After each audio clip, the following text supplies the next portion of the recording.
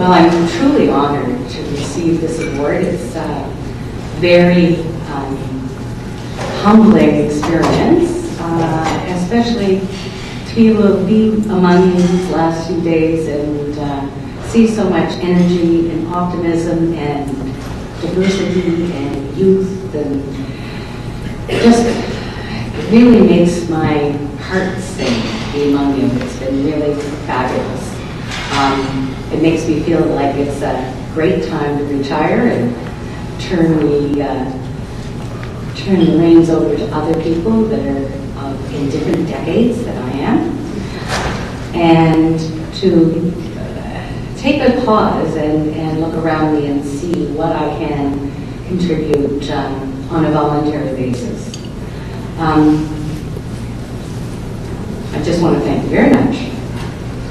So, as you may know from Barbara's very, very kind introduction, certainly some of my work that's focused on Canadian issues, much of the work I've done as an activist has been at the international level.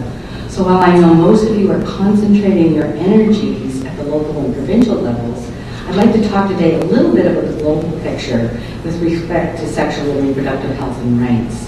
You will recognize many themes that resonate in the work we all do, and I hope I will be able to bring some context to that work. So just over a decade ago, 189 countries came together to commit to the Millennium Development Goals, or MDGs. These goals are interconnected and they range from cutting global poverty in half to achieving gender equality. They've been called the world's biggest promise. And writing in the New York Times, guest columnist Bono called them a visionary deal, transformative for millions of people. But beyond the hyperbole, the MDGs are really a set of 8 goals and targets showing how the world achieves sustainable development by 2015. And as with the targets set at the International Conference on Population and Development held in Cairo in 1994, MDGs recognize that women, and young women in particular, are central to development. Both global agreements at ICPD and the MDGs adopted sexual and reproductive health and rights as critical components of population and development programs. But just as many countries, prime among them Canada, failed to meet their Cairo commitments, progress on the MDGs has been slow indeed.